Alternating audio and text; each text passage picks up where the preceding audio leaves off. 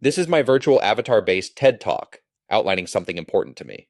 It is called Sometimes We All Need a Ramp.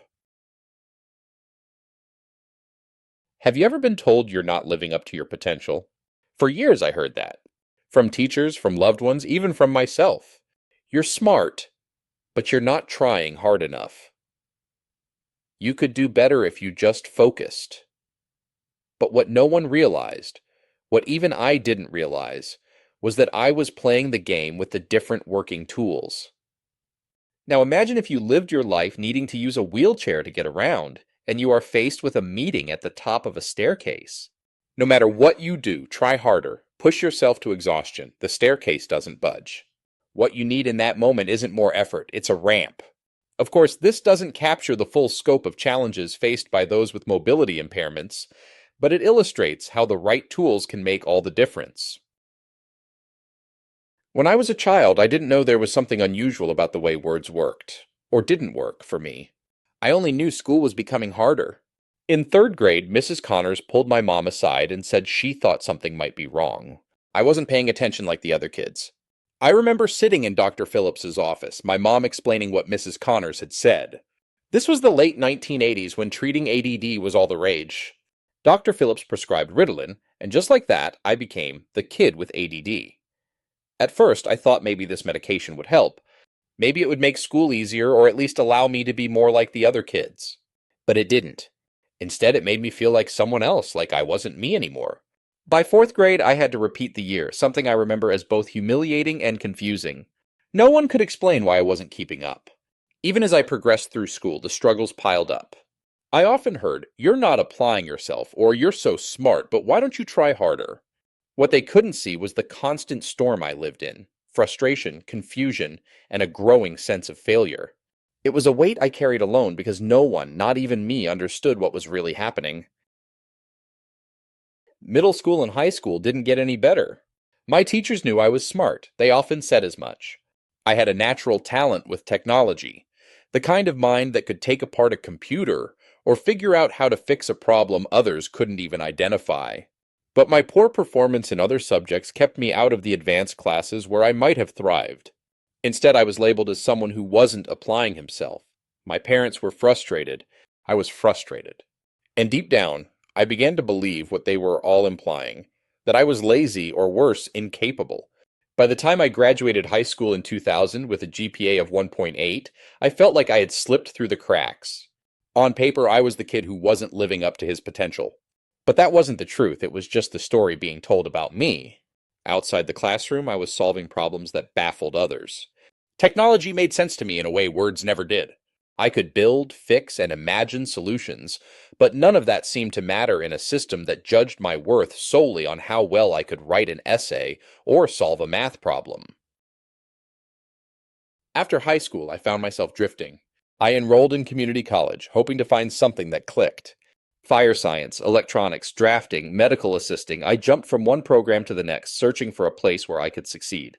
I knew I had the ability, but I still didn't know why learning was so difficult for me when it was so easy for many others. Then I met the woman who would become my wife. Jennifer was a gifted scholar, although I doubt she would own up to that. I didn't understand how she could study for hours on end. I just became exhausted. As we got to know each other better, she started reading my textbooks to me, and suddenly, the extra information that wasn't covered in lecture had become open to me. It wasn't that I couldn't learn, I just needed a different way of accessing the material. With her help, I earned a technical certificate from Ivy Tech. That success gave me the courage and the GPA to enroll at Purdue University. At Purdue, I decided I was going to knuckle down and prove to myself and the world that I could learn. Early on, I revisited my ADD diagnosis, hoping newer medications could finally help. But the treatment backfired. It turned me into a recluse. I lacked interest in doing anything and felt tired all of the time. I didn't want to leave my apartment, let alone engage with schoolwork. However, there was one interesting aside that happened in the introduction to biology.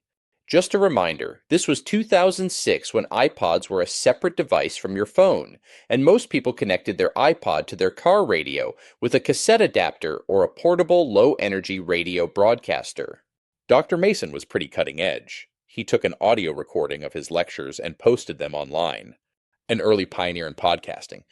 I found out that I was one of his more aggressive listeners and was asked to talk to a Newsweek reporter who wrote the following: Students don't expect their parents to understand.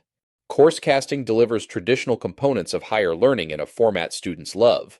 Most have been downloading their favorite songs onto their iPods or MP3s since high school. Purdue sophomore Andrew Stevens says the recorded lectures are crucial to his success. A self-described multitasker with a short attention span, Stevens admits he skips out on more classes than he should. Last week, when he wanted to catch up on Biology 101, he simply listened to the lectures he missed in his car. Distracted? He'd hit replay. Confused? He'd pause his iPod and pull out his biology textbook later to look up some key terms. The best part, Stevens says, is the convenience. I don't have to get up early or walk to a lecture in the snow. He doesn't have to worry so much about taking notes either. The lectures can be archived and replayed before a test. After 2 semesters, I dropped out of Purdue and returned to Indianapolis. I took a full-time role with the city parks department, where I had worked summers and winters since high school. My mentor, Rich, a retired lieutenant colonel and adjunct professor, saw my potential and began riding me to go back to school. Rich was one of those people who believed in me before I believed in myself. He knew I had more to offer, and he wasn't afraid to push me, quite bluntly telling me that I was not promotable without a bachelor's degree. Eventually, I enrolled in the Adult Studies program at the University of Indianapolis. This program was different, 1 class at a time, 5 weeks per class, with an aggressive workload. For the first time, I was thriving in an academic setting. I completed my bachelor's degree in about 4 semesters. Still, I wanted more.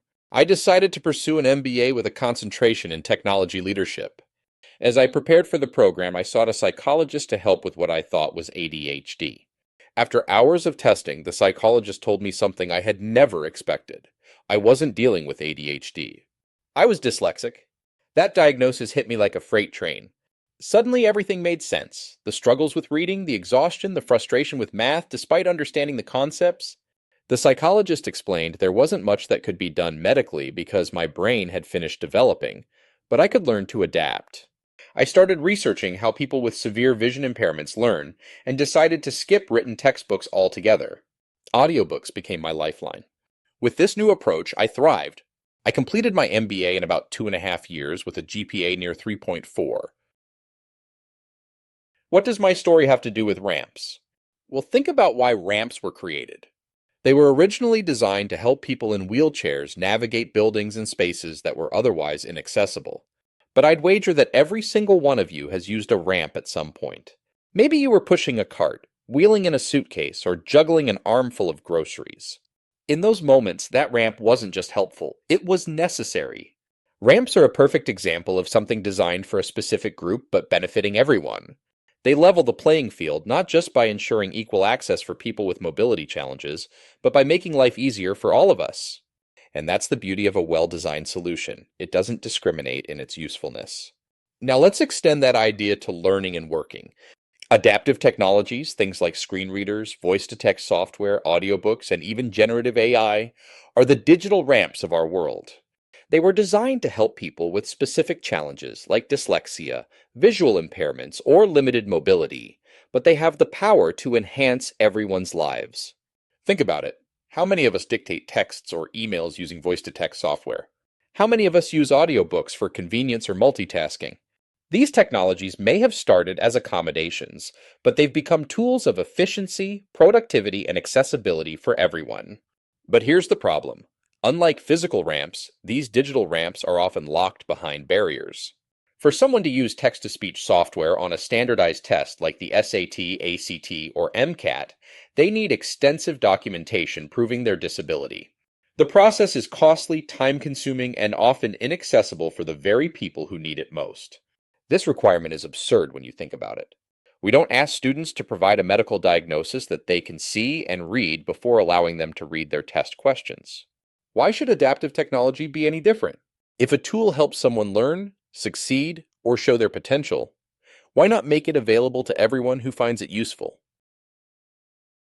Let me tell you about a moment when adaptive technology helped me broach a challenge. Recently, I had a complex idea I wanted to share, a discussion that needed to be clear, concise, and impactful. Writing it all out felt daunting, My thoughts raced faster than my fingers could attempt to spell, and the disconnect between what I wanted to say and what appeared on the screen was frustrating. That's when I turned to adaptive technology. Using text to voice tools, I spoke my thoughts aloud, letting the words flow unencumbered by the required structure of prose. I spoke my ideas and learnings into a series of generative AI prompts. I relied on technology to capture my ideas seamlessly, giving me the freedom to focus on what I was saying rather than how I was saying it. But it didn't stop there. I continued to discuss with my generative AI tool to refine and organize my discussion. It helped me shape my scattered ideas into a coherent narrative, making my points sharper and more impactful. What could have been a frustrating process became a collaboration between me and the tools designed to amplify my abilities. The result? I hope a polished, compelling discussion that I could share with confidence. And here's the best part. No one who read or heard my final piece would have known how much I relied on these tools. What they saw wasn't the struggle, it was the message. I bet you have figured it out, but that is how I assembled, wrote, and created this talk. Adaptive technology isn't just about overcoming barriers. It's about leveling the playing field and letting people focus on what they're capable of achieving. It's a virtual ramp that doesn't just help people like me. It uplifts everyone who needs a way to express themselves, share their ideas, and make an impact. The statistics are staggering. Dyslexia affects an estimated 10 to 15% of the population, yet it remains severely underdiagnosed. And it's not just an academic issue. Studies show that in prison populations, the prevalence of dyslexia skyrockets to 40 to 50%, particularly among minorities and marginalized communities. Think about what that means. A significant portion of people who struggled in school, who may have been labeled as lazy or unmotivated, ended up falling through the cracks of an education system that didn't recognize their challenges. Many of them didn't receive the support they needed, and some of them ended up in places like prison, where opportunities for growth and change are limited.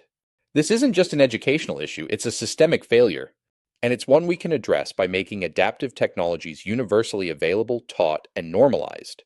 Imagine a world where these tools are truly normalized, where every school provides a laptop equipped with text-to-speech software, where every student is taught to use it and can choose the method of learning that works best for them without needing to jump through hoops or prove their need.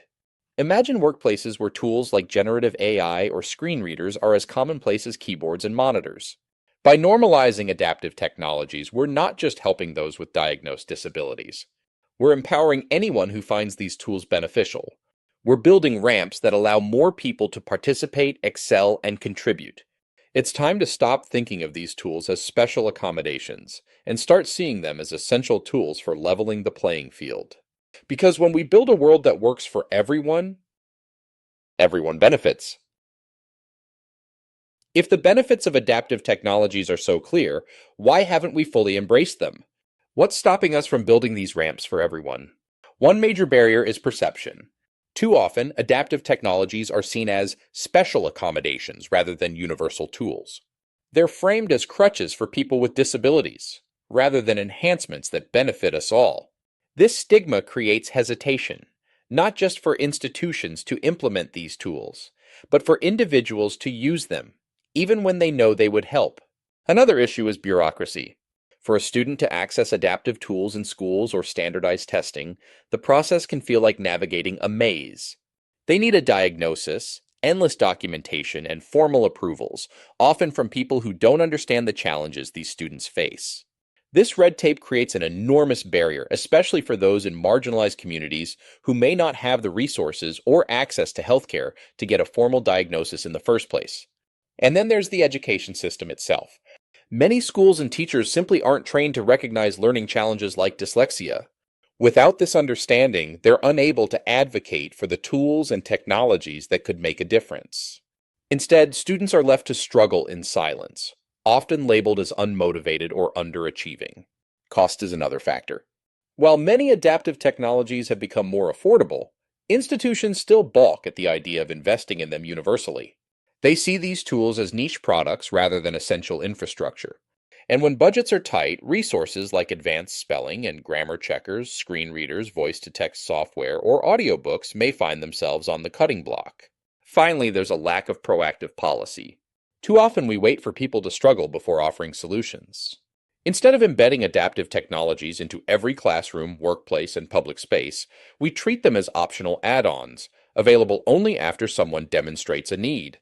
This reactive approach not only creates unnecessary suffering, but also limits the potential of these tools to transform lives on a larger scale. These barriers, perception, bureaucracy, lack of training, cost, and reactive policy, are keeping us from a world where everyone has access to the ramps they need. But they're not insurmountable. Like any staircase, these obstacles can be overcome if we're willing to build the ramps to do it. Today I'm back at Purdue University working on a Doctor of Technology degree with an expected GPA at or near a 4.0 at graduation. In my daily work, I use adaptive technologies without hesitation. Most of my colleagues don't even know I use them, and they don't care. What matters is the work I do and the ideas I contribute. Sometimes everyone needs the ramp. Adaptive technologies aren't about special treatment. They're about creating a world where everyone has the tools to succeed. Let's work together to build that world, one accessibility feature at a time. Thank you.